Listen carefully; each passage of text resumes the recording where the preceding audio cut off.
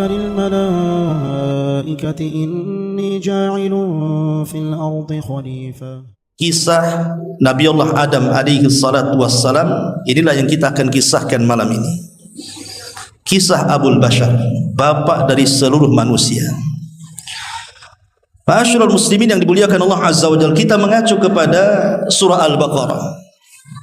Baru kita bentangkan dan kita kuatkan dengan surat-surat yang lainnya dan juga hadis-hadis Nabi SAW ataupun perkataan para ulama dan kisah-kisah Israiliyat, supaya nyambung kisahnya, enak didengarnya dan bisa kita petik pelajarannya. Ma'asyiral muslimin yang dimuliakan Allah Subhanahu wa taala, di dalam surah Al-Baqarah, tepatnya pada ayat 30 dan seterusnya, Allah Subhanahu wa taala berfirman, "Wa idz qala rabbuka lil malaikati inni ja'ilun fil ardi khalifah." Qalu ataj'alu fiha man yufsidu fiha wa yasfiku ad-dima wa nahnu nusabbihu bihamdika wa nuqaddisu lak. Qala inni a'lamu ma la ta'lamun. Dan ingatlah ketika Rabbmu berfirman kepada para malaikat, sesungguhnya aku hendak menjadikan seorang khalifah di permukaan bumi. Mereka berkata, mengapa engkau hendak menjadikan khalifah di bumi itu orang yang akan merusak bumi, menumpahkan darah, padahal kami senantiasa bertasbih dengan memujimu dan mensucikan kamu. Maka Allah berfirman, sesungguhnya aku mengetahui apa yang kalian tidak tahu. Bertolak dari surah Al-Baqarah ayat 30 ini. Inilah permulaan kisah Nabi Allah Adam alaihi salatu wassalam. Nabi Adam alaihi salatu wassalam disebutkan di dalam Al-Quran itu 25 kali. Di beberapa ayat di dalam Al-Quranul Karim. Ketika Adam alaihi salatu wassalam belum lagi diciptakan, bumi yang kita pijak ini sudah ada penghuninya. Siapa penghuninya? Dari kalangan jin. Jinlah yang pertama kali menghuni bumi. Tetapi tabiat jin itu berbeda dengan manusia. Karena jin itu lebih banyak yang jahat dibandingkan yang baik. Berbeda dengan manusia, lebih banyak yang baik dibandingkan yang jahat. Sehingga tabiat jin itu suka merusak, suka menumpahkan darah, suka berperang, rebutan kekuasaan dan begitu seterusnya. Karena kehidupan jin itu kurang lebih dengan kehidupan manusia, tidak ada bedanya. Seperti itulah kehidupan manusia, seperti itulah kehidupan jin. Sehingga kemudian di tengah-tengah rusaknya bangsa jin ini, Allah Subhanahu wa taala ingin mentertibkan mereka. Maka Allah Subhanahu wa taala pilih dari kalangan jin itu jin yang paling saleh. Quran tidak menyebut namanya, hadis juga tidak menyebut namanya, tetapi dalam kisah Israiliyat itu disebut namanya, namanya Ajazil.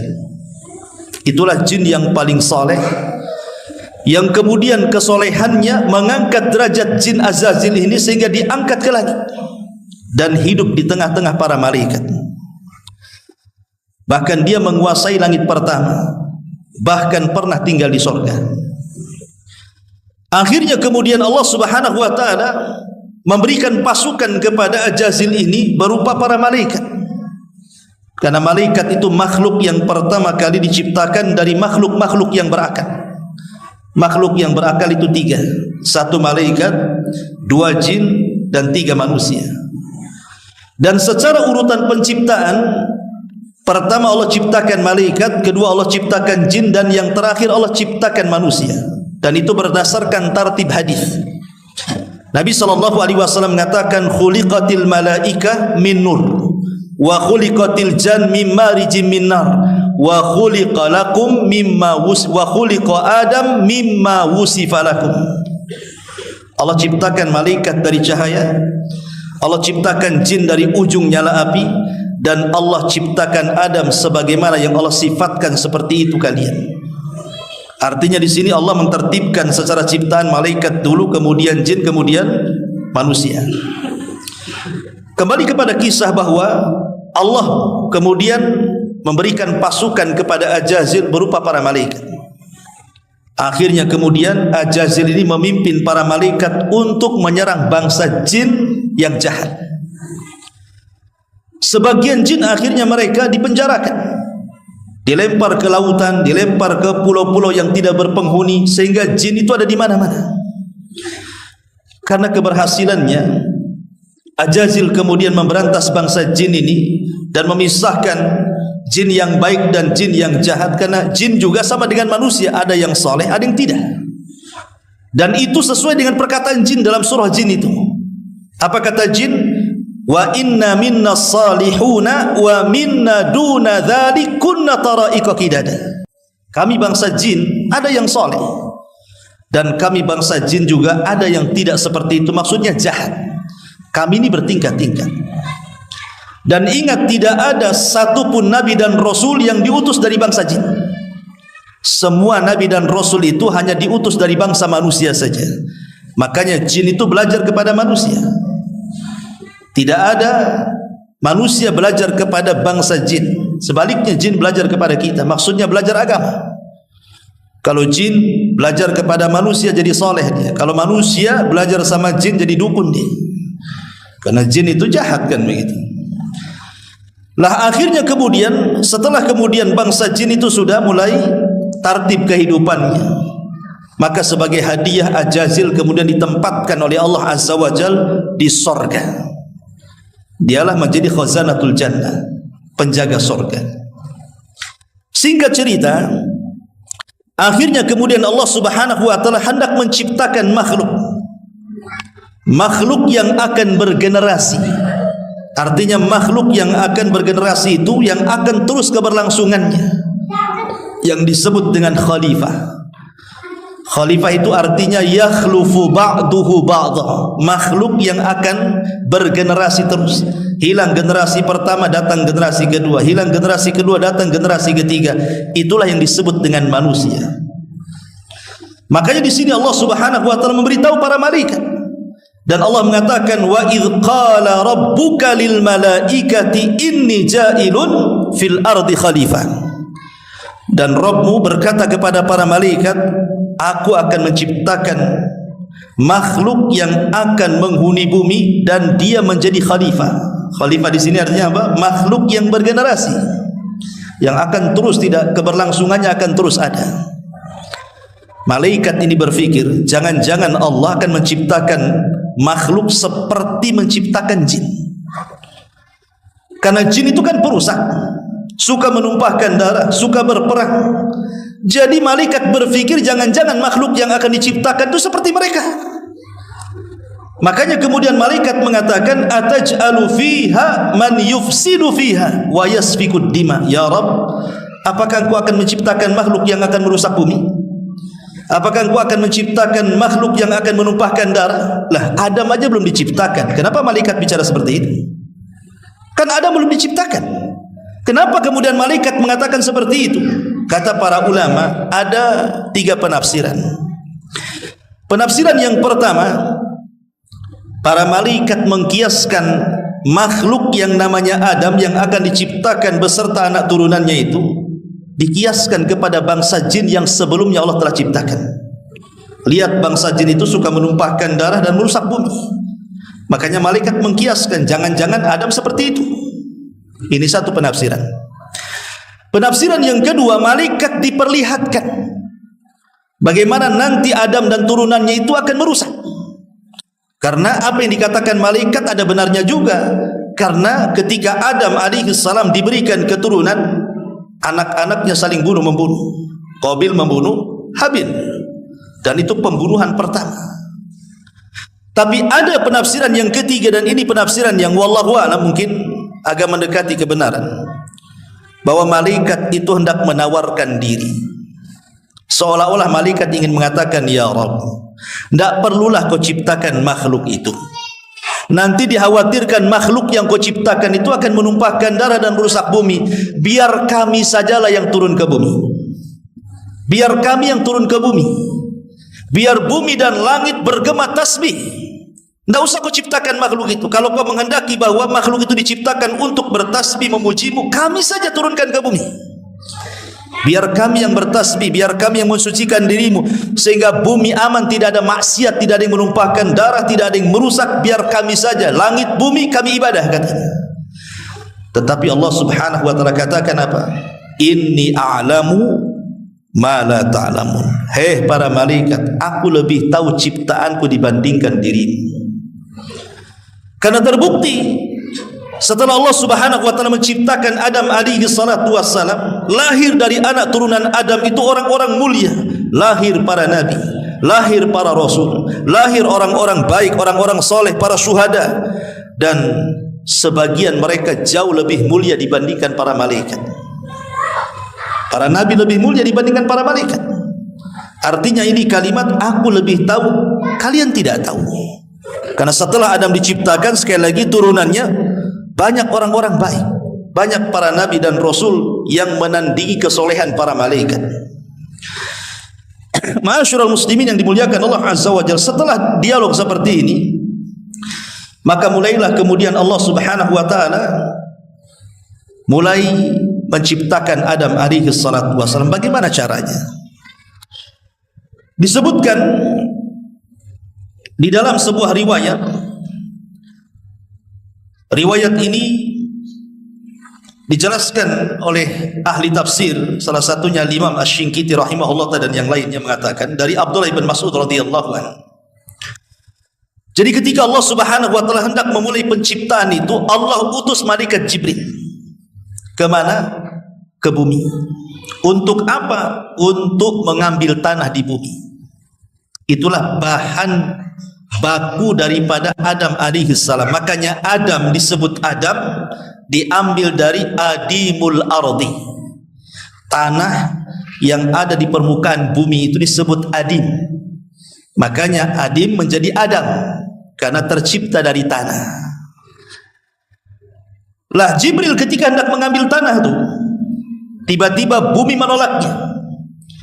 Kemudian bumi mengatakan di hadapan Jibril alaihi salatu wassalam, faqalatil ardu a'udzu billahi mink an tanqusa minni. Aku berlindung kepada Allah wahai Jibril, kalau engkau hendak mengurangi tanah yang ada di bumi ini, aku tidak akan kasih. Kenapa kemudian bumi takut? Kalau seandainya tanah diambil oleh Jibril kemudian diciptakan makhluk, karena khawatir dari makhluk ciptaannya itu atau makhluk dari bahan baku bumi itu, kemudian mereka menjadi jahat, bahkan sebagian mereka masuk neraka. Makanya bumi menolaknya, nggak mau. Karena tidak berhasil, akhirnya Jibril pun naik lagi ke langit, melaporkan perkara ini kepada Allah Azza wa Jalla bahwa bumi tidak mau diambil tanahnya. Akhirnya kemudian Allah Subhanahu wa taala mengutus Mikail. Rupanya bumi pun sama berlindung kepada Allah dari Mikail untuk mengambil tanahnya. Terakhir Allah Subhanahu wa taala mengutus malakul maut, malaikat pencabut nyawa. Ketika bumi mengatakan a'udzu billahi mink, aku berlindung kepada Allah dari kamu wahai malakul maut, untuk kau kurangi tanah yang ada di bumi. Malaikat maut justru mengatakan aku pun berlindung kepada Allah kalau aku tidak mengambil tanah. Dibalik oleh malaikat maut. Akhirnya kemudian malaikat maut berhasil mengambil tanah itu, tentu dari berbagai macam tanah. Makanya dalam hadis Nabi SAW dari Abu Musa al-Ash'ari radhiyallahu an, Nabi SAW mengatakan, innallaha khalaqa Adam min qabdatin qabadaha min jami'il ardi. Allah ketika menciptakan Adam, diambil dari segenggam tanah, dari semua jenis tanah bumi. Faja'a banu Adam ala qadril ardi, ja'a minhumul ahmar wal abyad wal aswadu wa baina dhalik was sahlu wal hazlu wal khabithu wat tayyibu, zada fil hadits Yahya wa baina dhalika wal ikhbar fi hadits Yazid. Kemudian kata Nabi SAW, kemudian keturunannya datang dengan beragam sesuai dengan unsur tanah. Ada di antara mereka yang berkulit merah, ada di antara mereka yang berkulit hitam, ada di antara mereka yang berwarna-warna. Ada yang lembut, ada yang kasar, ada yang buruk, ada yang baik, dan ada di antara itu semuanya. Jadi ketika malaikat maut mengambil tanah itu, maka malaikat maut mengambil tanah dari berbagai macam warna tanah dan dari berbagai macam sifat tanah. Jadi diambil tanah hitam sedikit, diambil tanah putih sedikit, diambil tanah merah sedikit, nanti tanah keras sedikit, tanah lembek sedikit, dan begitu seterusnya. Karena ini akan menjadi sifat manusia kelak. Makanya wajar kalau seandainya manusia itu ada yang kulitnya putih, mungkin diambil dari tanah putih, kan itu ya. Ada yang mungkin warnanya merah, diambil dari warna merah. Ada yang mungkin tanahnya kulitnya berwarna hitam, mungkin diambil dari kulit hitam, kan itu. Ada yang mungkin campuran warna, itu mungkin campuran tanahnya. Mungkin ada hitamnya, ada putihnya, ada merahnya, kan itu. Begitu juga sifatnya. Ada yang mungkin agak lunak, agak lembut, mungkin dari tanah lembut lah, kan itu. Mungkin ada yang keras kepala, keras hati, mungkin dari tanah hati. Kalau yang suka bertengkar itu diambil dari tanah sengketa mungkin. Gitu kurang lebih lah begitu. Tapi intinya bahwa akhirnya kemudian malaikat maut ini berhasil mengangkat ke langit. Setelah kemudian tanah itu sampai di langit, maka Allah Subhanahu wa taala mulai membentuk Adam alaihi salatu wassalam. Langsung Allah yang membentuknya. Inilah bedanya Adam dengan ciptaan Allah yang lainnya. Kalau ciptaan Allah yang lainnya dengan kun fayakun. Tapi Adam tidak. Adam dibentuk oleh Allah Azza wa Jalla. Laqad khalaqnal insana fi ahsani taqwim. Sungguh kami ciptakan manusia itu sebaik-baik bentuk. Tidak ada bentuk terbaik melebihi bentuk manusia. Dan Allah Subhanahu wa taala menciptakan pertama Adam itu dari wajah dulu. Makanya kenapa kita tidak boleh kemudian memukul wajah ataupun memburuk-burukan wajah orang. Karena ketika kita menampar wajah ataupun memburuk-burukan wajah orang, sama dengan memburuk-burukan yang menciptanya Allah Subhanahu wa taala. Ma'asyiral muslimin yang dimuliakan Allah Azza wa Jalla, setelah kemudian terbentuk kepalanya, kemudian tangannya, kemudian badannya, kemudian kakinya, maka Allah Subhanahu wa taala membentuk Adam itu tingginya 60 hasta. 60 hasta, satu hasta itu setengah meter. Ya, berarti kalau 60 hasta ya kurang lebih 30 meter Adam itu. Dengan lebar 7 hasta artinya 3,5 meter kali 30 meter. Makanya kalau antum pernah ke Saudi, di situ ada sepeda Nabi Adam. Kapan-kapan Adam punya sepeda itu.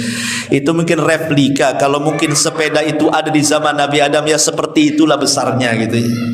Rupanya sepeda itu dari Jogja katanya. Dia dari Jogja, disebut sepeda Nabi Adam pula. Intinya bahwa Adam alaihi salatu wassalam kemudian dibentuk oleh Allah Azza wa Jalla dengan sedemikian rupa, yang berbeda bentuknya dengan malaikat, berbeda pula dengan jin. Karena ingat, jin itu sifatnya buruk. Tidak ada jin itu yang dari segi bentuk ya, rupa, jin itu tidak seperti manusia. Jin itu buruk. Makanya ketika ada seorang peruqyah, seorang syekh meruqyah, kemudian jinnya ngomong, rupanya jin itu yang masuk ke tubuh manusia adalah jin yang paling cantik di kaumnya. Jin yang paling cantik di kaumnya itu, yang ngaku jin yang paling cantik di kaumnya, masuk ke raga orang itu. Jadi sama syekh ini diruqyah. Kemudian ketika ditanya bentuknya, dia mengatakan aku memiliki 9 kaki katanya. Ya buat apa juga kan? Kalau ada gadis cantik kakinya 9, kira-kira mau enggak tuh? Itu namanya gurita. Itu namanya sotong bahasa gitu ya. Jadi itulah bentuk jin kayak gitu. Jin itu tidak ada yang baik, bentuknya aja jelek. Tapi manusia itu dibentuk dengan sedemikian rupa gitu ya. Makanya Allah mengatakan tadi laqad khalaqnal insana fi ahsani taqwim. Kemudian Allah biarkan dia mengering, tidak ditiupkan ruh. Dibiarkan mengering dulu. Makanya kemudian Allah Subhanahu wa taala banyak berfirman di dalam Al-Qur'anul Karim, inni khaliqun basyaran min tin fa idza sawaituhu wa nafakhtu fihi min ruhi faqa'u lahu sajidin. Sesungguhnya aku menciptakan manusia dari tanah, dibiarkan mengering. Tanah itu dibiarkan mengering, ada yang mengatakan 40 tahun wallahu a'lam. Tidak ada riwayatnya yang jelas, dibiarkan seperti itu. Lah ketika Adam sudah terbentuk jasadnya, iblis ini yang berada di sorga dengar bahwa Allah sudah menciptakan betul-betul makhluk yang dikehendakinya. Penasaran si Ajazil ini, karena Ajazil kan berada di sorga tuh, mulai hasad dia. Karena orang hasad itu adalah berkeinginan kalau nikmat orang itu hilang dan berpindah kepada dia. Dia takut kalau seandainya makhluk itu menggantikan posisi dia di sorga. Makanya kemudian Ajazil ini keluar dari sorga, kemudian melihat-lihat jasad Adam yang belum ditiupkan ruh, terkadang dipukul keluar suara. Kemudian dia masuk dari mulutnya, kemudian keluar dari duburnya, masuk dari lubang hidungnya, keluar dari lubang mulutnya, dan begitu seterusnya. Kemudian Ajazil mengatakan, oh ini bukan makhluk kuat katanya, ini makhluk lemah. Kenapa? Karena berongga, berarti dia butuh makan, dia butuh minum, ini makhluk lemah katanya. Apa kata Ajazil? Lau sullitu alayya la uhlikanna, kalau dikuasakan kepadaku makhluk ini sudah kuhancurkan katanya. Lihat, hasadnya sudah nampak, padahal belum tiupkan ruh tuh, hasad sudah nampak tuh. Makanya hasad itu penyakit pertama di langit dan penyakit pertama di bumi. Adapun hasadnya pertama kali di langit, hasadnya iblis kepada Adam. Adapun hasad itu penyakit pertama di bumi adalah hasadnya Qabil kepada Habil, sehingga terjadi pembunuhan. Jadi hasad ini bahaya, ya. Akhirnya kemudian karena iblis menganggap itu makhluk yang lemah, dia biasa saja. Tapi sudah ada hasad di hatinya. Sampai pada waktunya Allah Subhanahu wa taala mengumpulkan seluruh para malaikat. Karena di sini akan ada peristiwa yang spektakuler, peniupan ruh. Semua malaikat hadir di situ.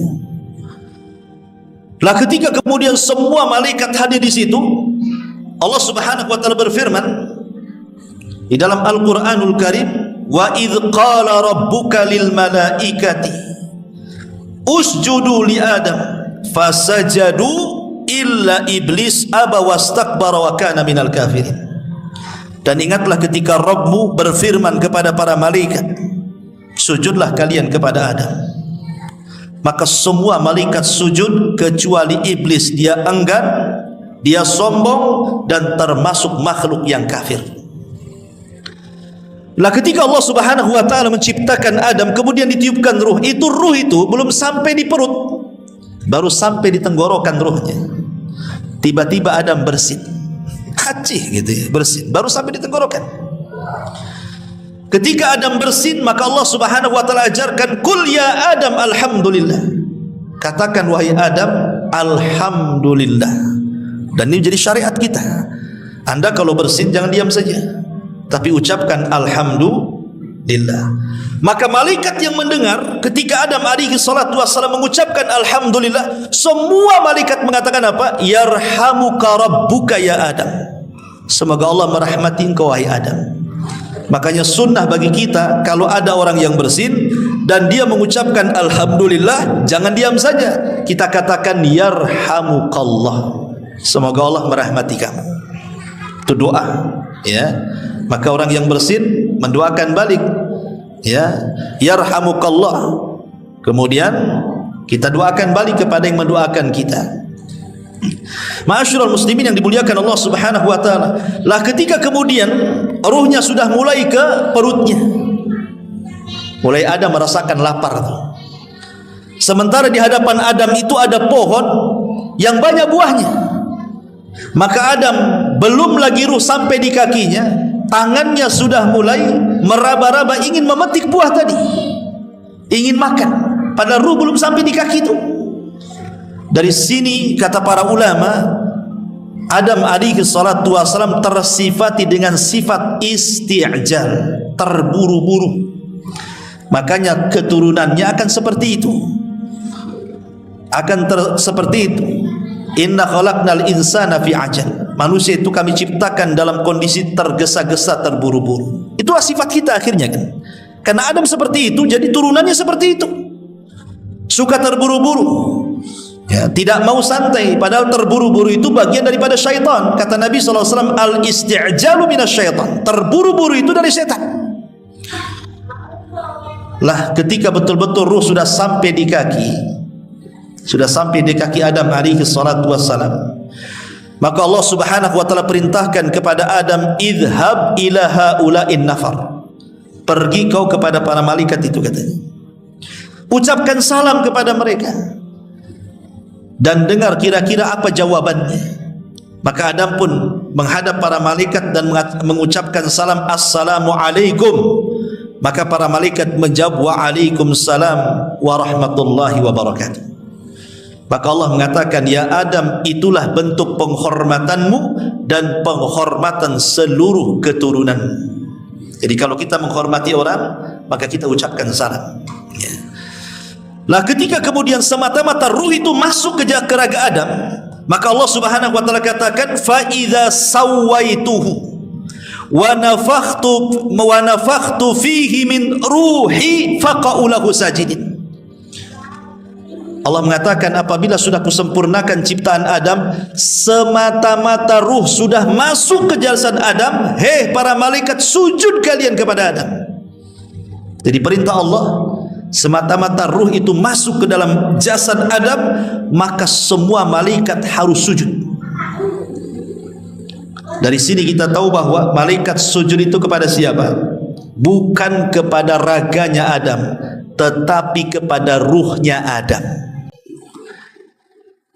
Kenapa? Karena Allah subhanahu wa ta'ala mengatakan, min ruhi, dari ruhku. Makhluk apabila diidofahkan, dinasabkan kepada Allah, maka makhluk itu punya kemuliaan. Contoh, Ka'bah disebut Baitullah, rumahnya Allah. Ketika rumah itu dinasabkan kepada Allah, berarti punya kemuliaan. Atau contoh mukjizat Nabi Saleh, naqatullah, untanya Allah. Berarti unta itu memiliki kemuliaan di antara unta-unta yang lainnya. Kenapa? Karena dinasabkan kepada Allah. Termasuk ruh Adam. Min ruhi, dari ruhku, artinya ruhnya Adam dinasabkan kepada Allah. Berarti ruh itu punya kemuliaan. Jadi ketika malaikat itu sujud, bukan sujud kepada raga Adam, tapi sujud kepada ruh yang merupakan kemuliaan karena dinasabkan kepada Allah subhanahu wa ta'ala. Dari sini kita tahu bahwa raga tanpa ruh tidak akan mulia. Tapi kalau raga ada ruhnya, dipastikan dia mulia. Contoh presiden. Presiden kalau masih ada ruhnya, masih bisa berjalan, bisa bicara, bisa mendengar, bisa melihat, bisa berfikir, dihormati dia. Coba dicabut ruh presiden, jadi bangkai dia, terbujur kaku, diusung keranda, dimasukkan ke lubang yang 1 kali 1,5 meter. Siapa yang memuliakan? Sudah jadi nggak ada ruhnya. Jadi manusia itu mulia karena ada ruhnya. Kalau tidak ada ruhnya, tidak akan mulia manusia itu. Coba saja orang yang dihormati di Batam ini siapa? Ketika mati jangan dikubur, letakkan di jalan raya 4 hari saja. Sampai dia busuk, siapa yang mendekati dia? Nggak ada yang berani. Nggak ada. Lihat Abu Lahab. Abu Lahab itu ketika dia meninggal, dia sedang safar, sakit kemudian meninggal.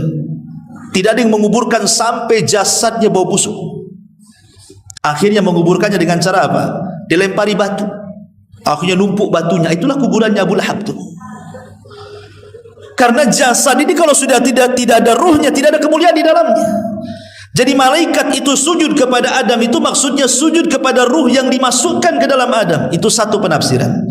Ada yang mengatakan bahwa sujudnya malaikat kepada Adam itu karena Adam dijadikan kiblat oleh para malaikat, sama dengan kita sujud ke Ka'bah, karena Ka'bah itu jadikan kiblat, bukan kita menyembah Ka'bah. Ada juga yang mengatakan seperti itu. Tapi yang jelas bahwa sujudnya malaikat kepada Adam bukan sujud ibadah, tapi sujud penghormatan. Karena sujud ibadah tidak boleh diberikan kecuali kepada Allah.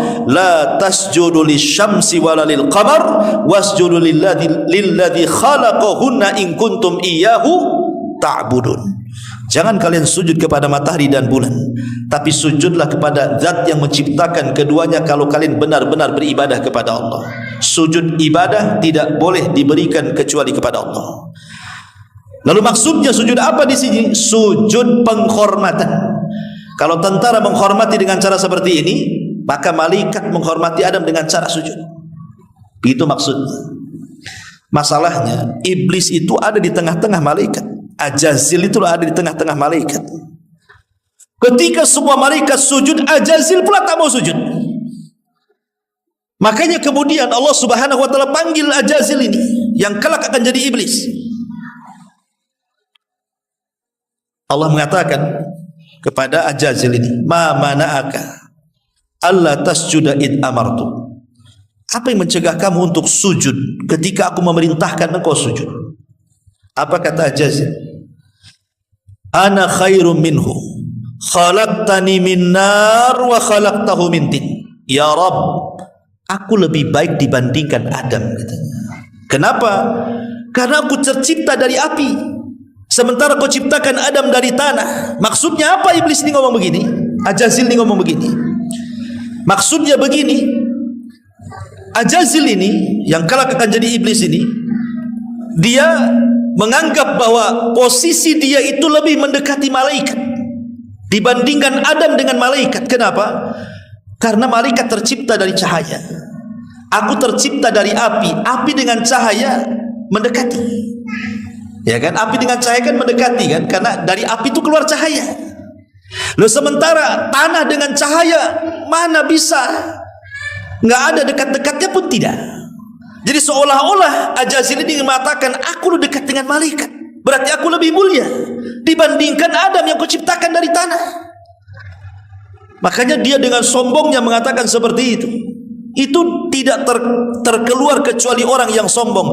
Dari sini ada faedah, jangan pernah mengucapkan kalimat ana kalau dalam rangka menyombongkan diri. Kalimat ana itu kalimat saya. Kalau bukan karena saya, ya, ini semua karena saya, ini semua kalau nggak ada saya, itu hati-hati. Ini kalimat iblis.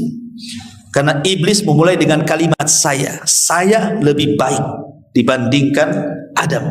Makanya kalimat ananiyah, akuisme, kalimat saya dalam tempo-tempo tertentu kalau dalam rangka menyombongkan dirinya, maka itu kalimat iblis. Bukan hanya kalimat iblis, ana juga kalimat Fir'aun, kalimat Namrud, dan kalimat Qarun. Ingat ketika Qarun mengatakan, ketika datang para pemungut zakat kepada Qarun, apa kata Qarun? Dia mengatakan, enak saja Musa itu, katanya, datang menyuruh orang untuk mengambil zakat saya, padahal kekayaan saya ini aku yang dapat, katanya. Dia mengatakan, innama utituhu min ilmin indi, ini kekayaan aku yang dapat, saya yang dapat. Ini karena kecerdasanku, kata Qarun, bukan karena dari Allah, ini karena kecerdasanku. Ini kalimat saya ini bahaya. Ataupun Fir'aun mengatakan, ana rabbukumul a'la, saya Rabb kalian yang paling tinggi. Atau Namrud mengatakan, ana uhyi wa umit, saya bisa menghidupkan dan mematikan, katanya. Jadi kalimat saya ini bahaya. Dalam tempo-tempo tertentu jangan mengucapkan kalimat saya, aku, ana, gitu ya. Kalau dalam rangka kesombongan, ini kalimat setan. Makanya dia mengatakan, saya lebih baik dibandingkan Adam. Adam tercipta dari tanah, aku loh tercipta dari api. Ketika dia mengatakan seperti itu, maka Allah Subhanahu wa taala murka.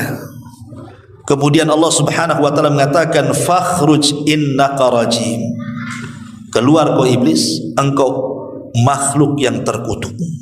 Sejak itulah Ajazil tidak lagi disebut Ajazil, dia berubah menjadi iblis. Disebut iblis itu karena makhluk yang putus asa dari rahmat Allah. Itu disebut iblis. Berubah dia jadi iblis itu. Bayangkan, jin yang paling soleh menjadi jin yang paling jahat. Dari sini ada faedah bahwa kesolehan itu harus dijaga. Kesolehan itu harus dijaga. Lihat, Ajazil ini jin yang paling soleh, karena saking solehnya Allah hadiahi dia tinggal di sorga. Tapi belakangan menjadi jin yang paling jahat dan menjadi iblis. Kalau kita tidak mempertahankan kesolehan, jangan-jangan kita jadi iblis pula. Karena amal itu ditentukan bukan awalnya, tapi akhirnya. Kata Rasul, innal a'mal bi khawatimiha, amal itu ditentukan akhirnya. Betapa banyak awalnya soleh, akhirnya pula jadi jahat, seperti iblis, ya. Ma'asyiral muslimin yang dimuliakan Allah Subhanahu wa taala, para malaikat ini ketika Adam sudah diciptakan, pada awalnya kan malaikat ini menganggap bahwa makhluk itu akan menjadi perusak, penumpah darah. Tapi kenyataannya tidak demikian. Justru Allah Subhanahu wa taala ingin membuktikan ciptaannya jauh lebih mulia dibandingkan para malaikat setelah tercipta Adam. Dengan cara apa? Dengan cara Allah ajarkan pengetahuan. Maka ayat selanjutnya 31-nya Al-Baqarah, Allah mengatakan wa 'allama Adamal asma'a kullaha thumma aradahum 'alal malaikati faqala anbi'uni bi asma'i haula'i in kuntum shadiqin. Qalu subhanaka la ilma lana illa ma 'allamtana innaka antal alimul hakim. Dan dia mengajarkan kepada Adam nama-nama benda-benda seluruhnya. Kemudian dia mengemukakan kepada para malaikat. Lalu Allah berfirman, sebutkanlah kepadaku nama-nama benda-benda jika kalian memang benar-benar orang-orang yang mengetahui. Maka malaikat mengatakan, Maha suci Engkau ya Rabb, tidak ada yang kami ketahui selain apa yang Kau ajarkan kepada kami. Sesungguhnya Engkaulah yang Maha mengetahui lagi Maha bijaksana. Sebagian ahli tafsir mengatakan, apa yang dimaksud Allah mengajarkan pengetahuan kepada Adam itu? Sebagian ahli tafsir mengatakan bahwa maksudnya Allah mengajarkan bahasa kepada Adam, di mana Adam itu akan paham dengan bahasa seluruh anak turunannya. Jadi kalau seandainya Allah takdirkan Adam hidup di zaman sekarang, ketemu orang Jawa, Adam bisa bahasa Jawa. Ketemu orang Padang, Adam bisa bahasa Padang. Ketemu orang Alor, Adam bisa bahasa Alor. Ketemu orang Inggris, dia bisa bahasa Inggris. Ketemu dengan orang Rusia, bisa bahasa Rusia. Ketemu dengan orang pedalaman, dia bisa tuh bahasa pedalaman itu. Ya, itu maksudnya Allah mengajarkan kepada Adam pengetahuan, itu maksudnya pengetahuan bahasa, di mana Adam akan paham seluruh bahasa anak turunannya sejak diciptakan sampai kiamat dibangkitkan. Dan orang yang menguasai bahasa, maka dia akan menguasai semuanya. Ya, lihat Bung Karno itu kan banyak tuh bahasa yang dikuasai itu. Makanya dia diplomasi yang luar biasa, orator, bahasa banyak dia tahu. Tapi Bung Karno beda dengan Adam. Adam semua tahu bahasa. Bahasa apa aja dia tahu. Dan itu tidak dimiliki para malaikat yang seperti ini. Ya. Makanya kemudian ketika Allah Subhanahu wa taala mengetes para malaikat dengan ilmu yang telah Allah anugerahkan kepada Adam, malaikat tidak sanggup. Dan mereka meminta uzur kepada Allah Subhanahu wa taala dan mengatakan, la ilma lana illa ma 'allamtana. Ya Rabb, kami tidak punya pengetahuan kecuali yang Kau ajarkan saja kepada kami, katanya. Dari sini kata para ulama, lihat Adam diunggulkan dari para malaikat. Karena apa? Karena ilmu pengetahuan. Jadi Adam alaihi salatu wassalam dimuliakan di atas para malaikat karena ilmunya. Bahkan seluruh anak turunannya juga dimuliakan karena pengetahuannya. Wa karramna bani Adam, kami muliakan anak Adam. Dan Allah katakan, yarfa'illahu alladhina amanu minkum walladzina utul ilma darajat. Kami angkat derajat orang-orang yang berilmu di antara kalian, dan kami angkat derajat orang-orang yang beriman di antara kalian, dan kami angkat derajat orang-orang yang berilmu di antara kalian beberapa derajat, kata Allah. Dari sini kita tahu bahwa malaikat baru nyadar. Yang awalnya mengatakan janganlah Kau ciptakan makhluk yang akan menumpahkan darah, merusak bumi, rupanya makhluk itu jauh lebih mulia dibandingkan mereka, para malaikat. Ya, Adam alaihi salatu wassalam. Maka ketika kemudian Adam diberikan pengetahuan, iblis makin hasad lagi dia. Makin hasad dia. Sudah Allah ciptakan Adam, langsung dibentuk oleh Allah, ditiupkan ruh langsung oleh Allah, diberikan pula pengetahuan oleh Allah. Berarti kan nikmatnya makin menumpuk tuh. Iblis makin sakit hati. Karena orang hasad itu, dia akan lebih hasad dan akan bertambah-tambah hasadnya kalau kenikmatan orang lain makin banyak lagi, kan gitu. Dia tetangga beli mobil, mulai tensinya naik. Beberapa bulan naikkan pula rumahnya tingkat 2, naik lagi tensinya. Beberapa bulan naik lagi tingkat 3, makin akhirnya setruk tuh. Kan begitu ya orang hasad tuh. Yang dihasadi tenang-tenang saja, dia makin sakit. Ya. Begitulah iblis, dia makin sakit dia. Kenapa kok Adam masih diberikan nikmat ini terakhir akhirnya apa? Dimasukkan pula ke sorga. Yang tadinya iblis di sorga dikeluarkan, sekarang Adam pula masuk sorga, makin sakit hati lah. Itulah hasad kedengkian yang luar biasa tuh iblis. Ma'asyiral muslimin yang dimuliakan Allah Azza wa Jalla. Makanya kemudian Allah Subhanahu wa taala ketika hendak memasukkan Adam ke dalam sorga sebagai pengganti iblis, maka Adam alaihi salatu wassalam ditidurkan sesaat oleh Allah Subhanahu wa taala karena Allah hendak menciptakan pasangannya, Hawa. Ada yang mengatakan kenapa disebut Hawa? Ya. Ulama ketika mengatakan kenapa Hawa disebut Hawa, ada yang mengatakan li'anna Hawa khuliqat minal mar'il hayy. Karena Hawa disebut Hawa itu karena tercipta dari makhluk yang hidup. Adam kan hidup, sudah ditiupkan ruh. Kemudian Hawa diambil pula dari bagian Adam, dari tulang rusuk sebelah atas, sebelah kiri yang paling bengkok yang dekat dengan jantung, diambil. Kemudian diciptakan Hawa. Kenapa disebut Hawa? Karena tercipta dari makhluk yang hidup. Hawa itu apa? Hawa itu ya oksigen. Hawa nafas, itulah Hawa. Ya. Ini satu pendapat. Yang kedua, ada yang mengatakan bahwa kenapa disebut Hawa? Karena ummu kulli hayyin minal bashar. Dia adalah ibu dari seluruh makhluk yang akan hidup dari kalangan manusia. Ada juga yang mengatakan sumya Hawa kana launuha yamilu ila syamra. Karena Hawa itu memiliki warna arah ke coklat-coklatan. Dia punya bibir itu coklat-coklatan. Tapi ada juga yang mengatakan karena Hawa itu diambil dari tahwi. Jadi laki-laki akan cenderung. Arti Hawa Yahwi itu artinya cenderung, di mana seorang laki-laki akan cenderung kepada perempuan.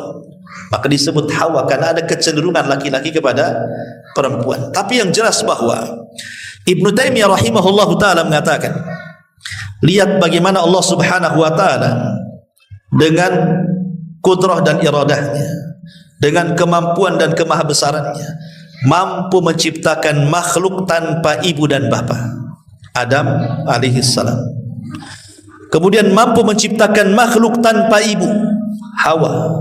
Kemudian mampu menciptakan makhluk tanpa bapa, Isa. Kemudian menciptakan makhluk dengan bapa dan ibu, ya kita ini. Jadi ada makhluk, ada manusia tercipta tanpa ayah dan bapa, Adam, tanpa ibu dan bapa Adam. Ada makhluk manusia maksudnya tercipta tanpa ayah, Isa, tanpa ibu, Hawa, dan ada ibu bapa, ya kita semuanya. Tapi di sini kata Ibnu Taimiyah rahimahullah taala, lihat, sebenarnya kalau kita berfikir tentang Isa bin Maryam, itu tidak lebih hebat penciptaannya dibandingkan Adam dan Hawa. Kalau seandainya Isa dituhankan oleh orang-orang Nasrani karena dia terlahir tanpa bapa, sekarang Adam juga tanpa bapa, bahkan tanpa ibu, kenapa tidak dituhankan? Hawa terlahir tanpa ibu, kenapa tidak dituhankan? Kenapa hanya Isa saja? Makanya dari sini Allah Subhanahu wa taala mengatakan inna masala Isa kamasali Adam. Permisalan Isa loh sama dengan Adam. Apa bedanya? Adam lebih hebat lagi. Harusnya kalau mereka menuhankan Isa, tuhankan juga Adam. Tapi mereka tidak menuhankan Adam dan menganggap Adam nabi. Sebagaimana kalian menganggap Adam nabi, harusnya Anda juga menganggap Isa juga nabi. Ma'asyiral muslimin yang dimuliakan Allah Azza wa Jalla. Intinya bahwa Adam tercipta saat Hawa tercipta saat Adam sedang tertidur. Kenapa Hawa diciptakan saat Adam tertidur? Supaya Adam tidak benci dengan Hawa. Jadi ketika Adam sedang tertidur, Allah ambil tulang rusuk sebelah kiri, yang paling atas, yang paling bengkok, yang dekat dengan jantung diambil. Kemudian diciptakan Hawa, dibaringkan di sebelahnya. Ketika Adam alaihi salatu wassalam terbangun, kaget, rupanya ada perempuan di sampingnya. Kemudian ditanya, mana anti, siapa kamu? Maka Hawa mengatakan, saya Hawa. Adam mengatakan, kenapa Allah ciptakan kamu? Kata Hawa, li askuna ilaika, supaya aku bisa memberikan ketenangan kepadamu. Dari sini Allah katakan, wa min ayatihi an khalaqalakum min anfusikum azwaja litaskunu ilaiha wa ja'ala bainakum mawaddatan wa rahmah inna fi dzalika laayatin liqaumin yatafakkarun.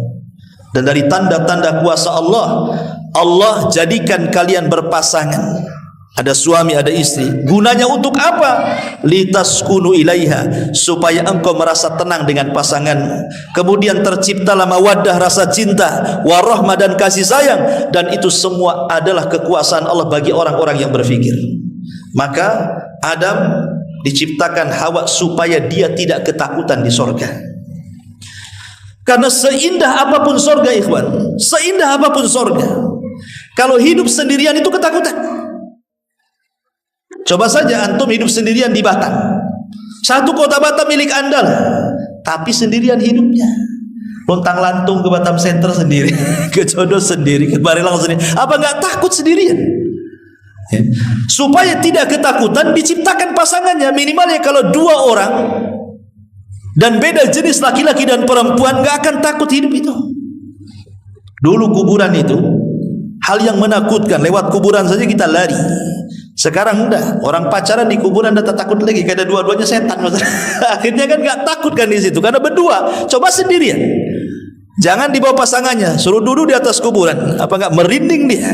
Tapi kalau berdua itu hilanglah rasa takutnya. Makanya diciptakan Adam, diciptakan Hawa untuk Adam itu maksudnya untuk menghilangkan perasaan takut Adam, sehingga tumbuh cinta dan kasih sayang di antara keduanya. Makanya Allah mengatakan ayat selanjutnya kepada Adam alaihi salatu wassalam, wa qulna ya Adam uskun anta wa zawjukal jannah. Al-Baqarah 35-nya.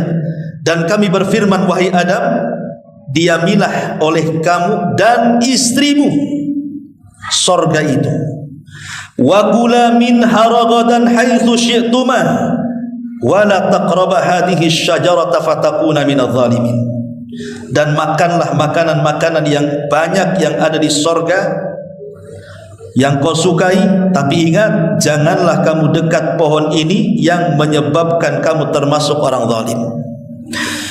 Jadi Allah Subhanahu wa taala idza arada syai'an ahya asbabah. Ikhwan, Allah itu kalau menghendaki sesuatu pasti Allah akan hidupkan sebabnya. Segala sesuatu itu pasti ada sebab. Setiap akibat ada sebab. Namanya ada sebab akibat kan gitu ya. Tidak ada perkara di dunia itu yang tidak ada sebabnya. Pasti ada sebabnya. Orang mati aja ada sebabnya. Ya.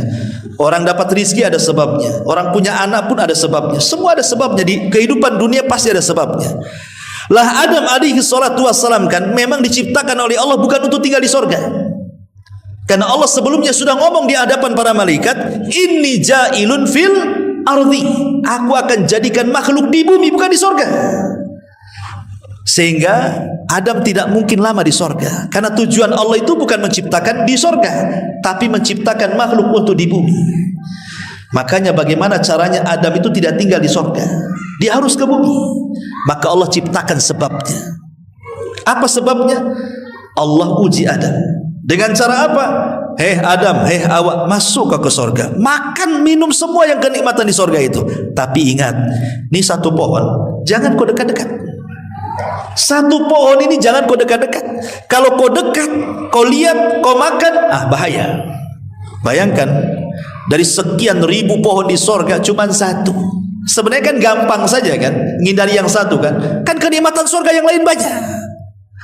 Tapi masalahnya bukan di Adam, bukan di Hawa, tapi di iblis masalahnya, yang sudah sakit hati. Iblis ini masih di langit. Ketika melihat Adam dengan istrinya diberikan banyak nikmat oleh Allah Azza wa Jalla, mulai dari diciptakan langsung oleh Allah, ditiupkan ruhnya oleh Allah, diberikan pengetahuan oleh Allah, dimasukkan lagi oleh Allah, makin stres iblis ini. Mulailah iblis ingin memberikan was-was. Masalahnya macam mana dia sudah tidak di sorga, Adam di sorga, macam mana cara masuknya? Al-Imam Asy-Syinkiti rahimahullahu ta'ala menyebutkan dalam tafsirnya Adwail Bayan beberapa penafsiran para ulama. Yang pertama, mengambil kisah Israiliyat dari Abdullah bin Abbas radhiyallahu anhuma, bahwa Allah Subhanahu wa taala itu menciptakan ular yang sangat besar sekali, dan itu ular terindah yang Allah ciptakan di langit. Lah ular ini keluar masuk surga. Ya, ular ini keluar masuk surga. Memang Allah berkehendak seperti itu. Lah iblis ini mengambil kesempatan bekerja sama dengan ular itu. Akhirnya kemudian dia masuk ke dalam ular itu, kemudian berhasil keluar masuk surga. Ini satu pendapat. Tapi sekali lagi tidak ada Quran, tidak ada hadis Nabi, ini kisah Israiliyat. Ya. Dan kita tidak perlu berpegang dengan kisah Israiliyat. Kisah Israiliyat itu hanya pelezat kisah saja. Ingat ya, karena diambil dari Taurat, bukan dari Quran. Kita punya Quran. Pendapat yang kedua, sebenarnya tidak. Iblis itu tidak pernah masuk surga. Dia hanya berdiri di samping surga. Dia tidak bisa masuk surga karena sudah terusir. Cuman iblis ini memberikan was-was dari luar sorga. Bagaimana caranya? Tentu Allah berikan kekuasaan kepada iblis untuk memberikan was-was dari luar sorga ke dalam sorga. Dan Allah maha kuasa atas segala sesuatu. Karena ini kan ujian kepada Adam. Intinya bahwa entah iblis masuk ke dalam ular dan berhasil masuk ke dalam sorga, atau mungkin iblis tidak masuk ke dalam sorga berdasarkan zahirnya Quran gitu ya. Tapi yang jelas bahwa iblis berhasil memberikan was-was ke dalam hati Adam dan Hawa. Apa was-wasnya? Iblis mengatakan kepada Adam, "Ya Adam, kenapa Allah larang dekat-dekat pohon larangan itu?" Sebenarnya karena dua perkara. Dan itu disebutkan dalam Quran, "Antakuna malakaini au takuna minal khalidin." Karena kalau engkau makan buah itu, engkau jadi malaikat atau engkau jadi orang yang kekal. Jadi Adam melihat dua perkara ini, oh enak juga jadi malaikat, ataupun kekal di sorga dengan penuh dengan kenikmatan. Dari situlah dia penasaran, tapi tidak tergoda sama sekali. Tapi was-was sudah masuk. Dan ini senjata iblis yang paling kuat. Iblis itu kalau ngajak kita maksiat, tidak mungkin didorongnya kita zina kamu, minum khamar kamu, ayo kita ke diskotik, ayo kita berbuat maksiat. Tidak. Iblis itu tidak pernah nyeret kita, dorong kita, narik tangan kita. Enggak. Iblis itu kalau nyuruh maksiat, dia cukup ngasih was-was saja. Sana enak, sana. Apain kau di sini malam-malam? Ya, dingin-dingin. Sana. Itu aja iblis itu. Dia enggak mungkin narik tangan kita. Enggak, bukan kayak gitu dia. Dia cukup ngasih was-was saja. Apain kau temenung di sini? Bagus kau berangkat ke Nagoya sana. Gitu aja dia. Tapi walaupun hanya itu, was-was itu, orang bisa bergerak maksiat loh ya. Itu hebatnya iblis tuh. Tapi Adam tidak bergeming dengan was-was itu. Akhirnya iblis karena putus asa tidak bisa menggoda Adam, dia cari trik yang kedua. Ingat, iblis itu banyak langkahnya. Namanya setan itu banyak langkah. Makanya Allah Subhanahu wa taala mengatakan apa? Wala tattabi'u khutuwati syaitan. Jangan kalian mengikuti langkah-langkah setan. Setan itu banyak langkahnya. Ketika dengan cara was-was tidak bisa, akhirnya apa? Dia menggunakan qasam. Qasam itu apa? Sumpah. Iblis mulai bersumpah di hadapan Adam. Wa qasamahuma inni lakuma laminan nasin. Hei Adam, demi Allah, kata iblis, demi Allah, kalau engkau makan buah larangan itu, kalau engkau dekat-dekat pohon itu, maka engkau akan jadi malaikat atau engkau pasti akan kekal. Wah, was-was meningkat jadi sumpah. Iblis bersumpah di alam para malaikat, di surga lagi. Dan ketika itu tidak ada makhluk yang bersumpah untuk kedustaan. Ya Adam percaya sajalah kan begitu kan. Karena tidak mungkin ada orang bersumpah menyebut nama Allah untuk sebuah kedustaan di alam para malaikat dan di surga. Ya Adam terima saja. Oh, jangan-jangan benar jadinya. Makanya kemudian trik-trik sumpah dusta ini dipakai oleh sekarang. Orang kalau berdusta supaya tidak nampak berdustanya, bersumpah dia, wallahi saya enggak melakukannya, padahal melakukannya. Terutama para pedagang tuh, asli bang, wallahi asli, demi Allah asli, padahal palsu kan gitu ya. Biasa sumpah-sumpah palsu itulah sumpah iblis. Ya. Akhirnya Adam karena mana mungkin orang bersumpah untuk kedustaan, dan itulah pertama kali orang bersumpah. Adam percaya. Akhirnya Adam pun mulai mendekati. Padahal Allah sudah mengatakan wala taqraba, jangan dekat-dekat. Sebab kalau dekat penasaran. Akhirnya didekati, mulai penasaran. Ditengok, mulai penasaran. Diraba, mulai penasaran. Akhirnya kemudian diambillah 2 buah, 1 diserahkan ke Hawa dan 1 dipegang dia. Ada hadis yang lemah tapi tidak sahih hadisnya. Jadi ketika kemudian Adam ini memakan buah itu, baru di tenggorokan tersadar dia, astagfirullahaladzim, akhirnya buah itu nempel di sini. Makanya laki-laki ada hulkumnya sini. Kalau perempuan nggak ada. Kalau laki-laki ada. Perempuan nggak ada kayak kita gini laki-laki. Katanya ini buah yang keselak Adam. Katanya. Tapi riwayatnya lemah. Riwayatnya tidak sahih. Tapi Hawa berhasil termakan sampai ke perut. Sebab itulah akhirnya dia diuji dengan mengeluarkan darah haid setiap bulan. Dan dia diuji oleh Allah, setiap mengandung akan merasakan kelemahan, setiap melahirkan akan merasakan kelemahan, dan setiap menyusui akan merasakan kelemahan sebagai hukuman karena dia makan buah itu. Tapi sekali lagi ini riwayatnya tidak benar, tidak sahih, dhaif. Tapi begitulah ulama sejarah menyebutkannya seperti itu. Wallahu a'lam. Intinya bahwa akhirnya ada memakan buah larangan. Ketika makan buah larangan, disitulah Allah Subhanahu wa taala firmankan, fa'azallahum, Al-Baqarah 36-nya, fa'azallahum syaitan anha fa'akhrajahuma mimma kana fi. Lalu keduanya tergelincir oleh syaitan dari sorga dan dikeluarkan dari keadaan semula. Dan Allah katakan, qulna bitu ba'dukum li ba'din adu walakum fil ardi mustaqarr wa mata'un ilahin. Turunlah kalian, sebagian kalian akan jadi musuh bagi yang lainnya, dan bagi kalian ada tempat kediaman di bumi dan kesenangan hidup sampai waktu yang ditentukan. Jadi ketika Adam memakan buah itu, tiba-tiba pakaiannya hilang. Ingat, pakaian surga itu semua sutra. Dan dalam 1 hari penduduk surga itu akan berganti pakaian sampai 70 kali pakaian. Jadi penduduk surga itu sutranya itu setiap harinya itu bisa menggunakan 70 pakaian. Pakaian maksudnya dari sutra. Ya, cabut 1 ada lagi, cabut 1 ada lagi, cabut 1 ada lagi, kan begitu ya. Nah, itulah pakaian di surga semua sutra. Makanya laki-laki diharamkan di dunia menggunakan sutra. Karena itu pakaian ahli surga. Sebagaimana laki-laki diharamkan untuk minum khamr, karena khamrlah minuman di surga. Siapa yang mabuk di dunia, dia tidak akan mabuk di akhirat, kata Nabi. Begitu juga emas bagi laki-laki. Siapa yang menggunakan emas di dunia, maka dia tidak akan menggunakan emas di akhirat, kecuali bertobat kepada Allah Subhanahu wa taala. Jadi ada pakaian-pakaian yang menyerupai penduduk surga itu tidak boleh dipakai di dunia, seperti sutra, emas gitu ya, khamr. Nah, itu semua adalah kekhususan surga. Tapi bagi perempuan dibolehkan, wallahu a'lam. Intinya bahwa ketika ada memakan buah itu, auratnya tampak, pakaiannya hilang. Dan ini difirmankan oleh Allah Subhanahu wa taala, fadallahuma bighurur falamma dhaqa asy-syajarata badat lahuma sawatuhuma wa tafiqa yakhsifani alaihima min waraqil jannah. Lalu setan membujuk mereka dengan tipu daya ketika mereka mencicipi buah pohon itu. Tampaklah oleh mereka auratnya, maka mulailah mereka menutupinya dengan daun-daun sorga. Jadi Adam tiba-tiba telanjang, Hawa tiba-tiba telanjang. Malulah Adam dengan Hawa saling melihat. Akhirnya yang satu lari ke arah sana, satu lari ke arah sana, saling bersembunyi, tidak mau ketemu. Tapi di sorga itu semua bicara. Dan Allah mengatakan, mau pergi kemana kau Adam? Kemanapun penduduk sorga itu, makhluk yang ada di sorga melihat, maka dia malu, makanya dia ambil dedaunan sorga, ditutupinya gitu. Tapi itulah bagaimana kalau orang sudah membangkang syariat Allah, Allah buka auratnya.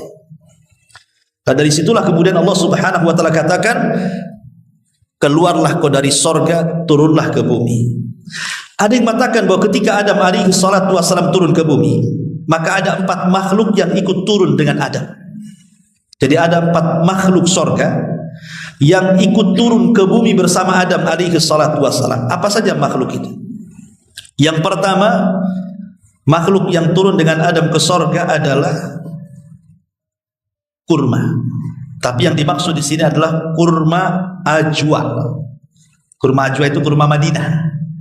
Kan kurma itu banyak jenisnya. Tapi kurma Madinah itu beda. Karena siapa yang memakan kurma Madinah 7 butir di pagi hari, maka dia tidak akan terkena gangguan setan, sihir, hasad, dengki sampai sore hari. Siapa yang memakan 7 butir kurma Madinah di sore hari, maka dia tidak akan terkena sihir, dengki, hasad, dan begitu seterusnya sampai pagi hari. Artinya kurma Madinah itu bisa jadi ruqyah. Makanya kalau antum umroh atau haji, sempatkan datang ke Madinah, beri kurma ajwa di sana, kurma kota Madinah. Karena Nabi SAW mengatakan dalam sebuah hadis ketika bicara soal kurma ini, kata Nabi mengatakan, al-ajwatu minal jannah wa fiha shifaun minas sam, bahwa kurma ajwa itu asalnya dari sorga dan padanya terdapat obat bagi setiap racun yang masuk ke dalam badan. Jadi kurma ajwa itu maksudnya asalnya ya. Kalau sekarang ya bukan dari sorga lagi. Kayak Adam itu asalnya dari tanah. Kita dari tanah? Enggak, kalau kita ini ambil pisau kan enggak keluar tanah, darah kan itu ya. Maksudnya asalnya, Adam asalnya dari tanah, tapi turunannya kan bukan dari tanah. Ya dari sperma, kemudian segumpal darah, kemudian segumpal daging, baru jadi orang kan gitu ya. Lah maksudnya pohon kurma yang pertama kali ajwa itulah dari sorga. Kemudian setelah berbuah, kemudian tumbuh biji-biji yang lainnya, ya bukan dari sorga lagi. Maksudnya asalnya dari sorga. Ini yang pertama. Yang kedua adalah Hajar Aswad. Hajar Aswad itu turun bersama Adam dari sorga. Dan itu berdasarkan hadis Nabi SAW, nazala al-hajarul aswad minal jannah wa huwa ashaddu bayadan minal laban fasawwadathu khotoya bani Adam. Kata Rasul, Hajar Aswad itu dari sorga. Dulu warnanya putih bercahaya, tapi menjadi hitam karena dosa-dosa anak Adam. Maka disebut Hajar Aswad. Hajar itu batu, aswad itu hitam. Padahal dulunya putih, tapi karena banyak dosa dilakukan Bani Adam, makanya akhirnya batu itu berubah jadi hitam. Sama dengan hati. Hati kita ini kalau tidak ada maksiat putih, tapi kalau sudah banyak maksiat jadi hitam juga hati kita. Kemudian yang kedua, yang ketiga, Maqam Ibrahim, tempat pijakannya. Kalau habis tawaf kita disuruh sholat di belakang Maqam Ibrahim. Lah di bawah Maqam itu ada bekas pijakan Nabi Ibrahim. Lah pijakannya itu dari sorga.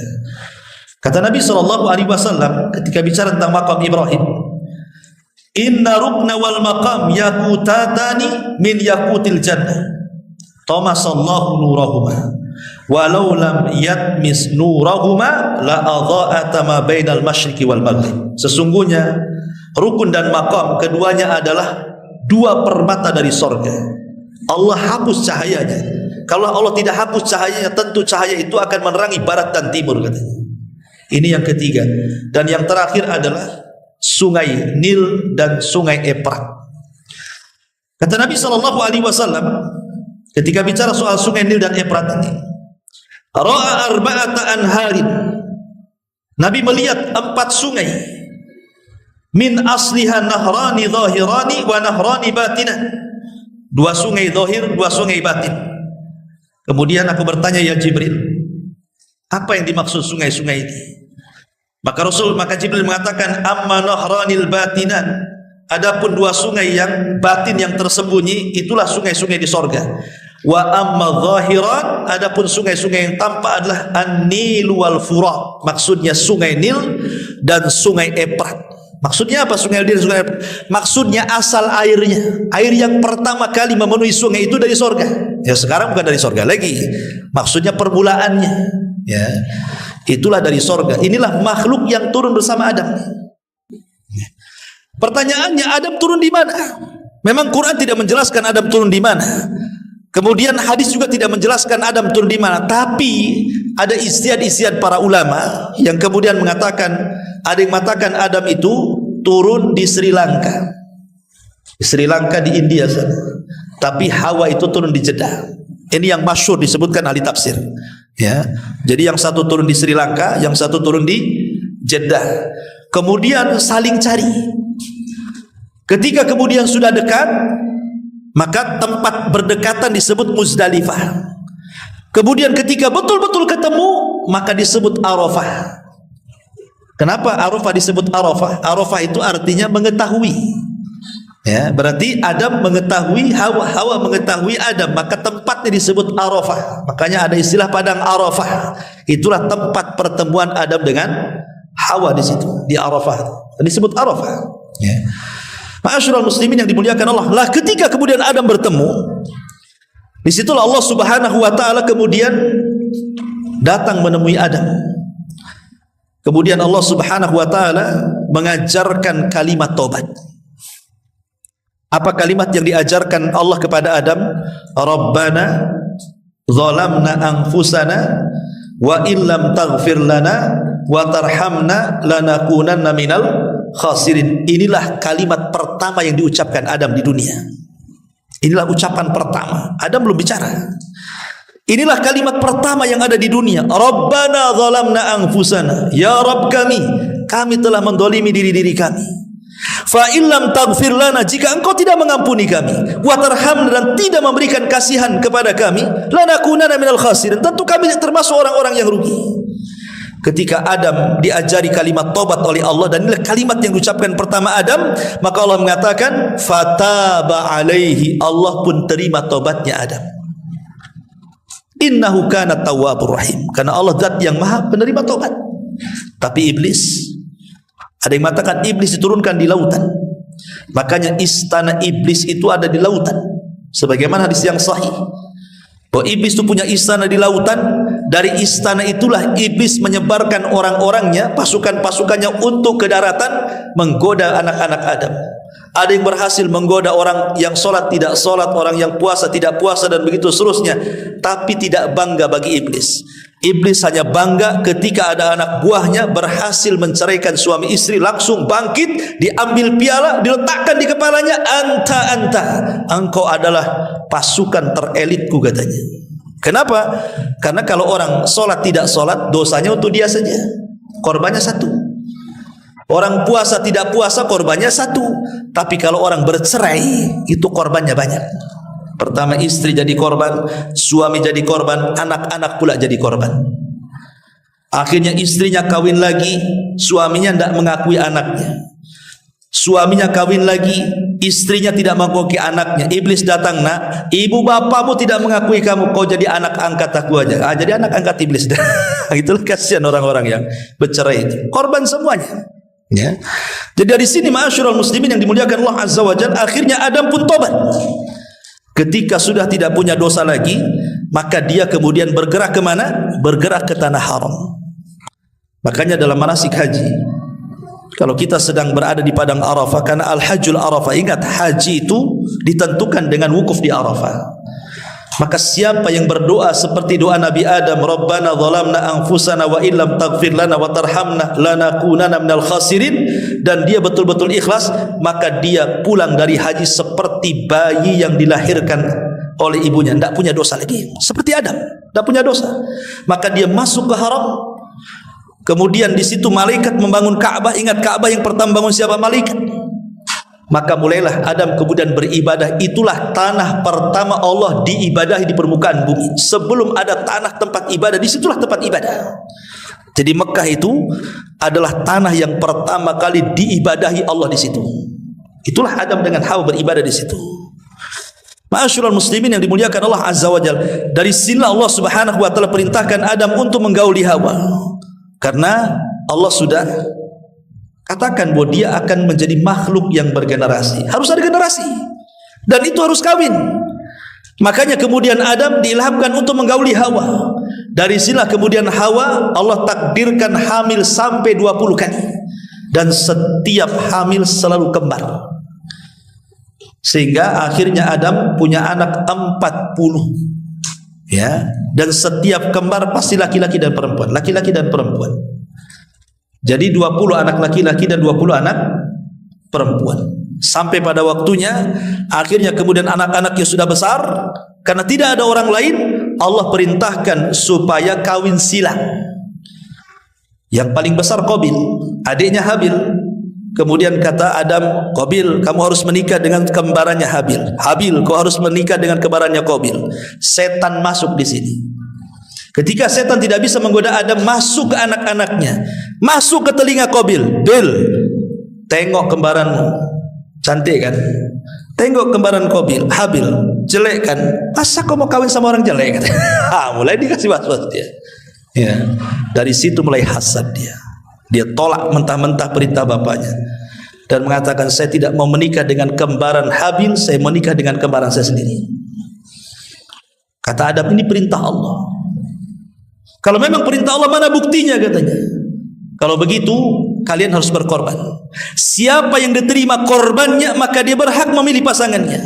Makanya Allah mengatakan, watslu alaihim naba abnai adam bil haq idh qarraba qurbanan fatuqbila min ahadihima wa lam yutaqabbal minal akhar. Bacakan kepada mereka wahai Muhammad tentang kisah dua putra Adam, kata Allah.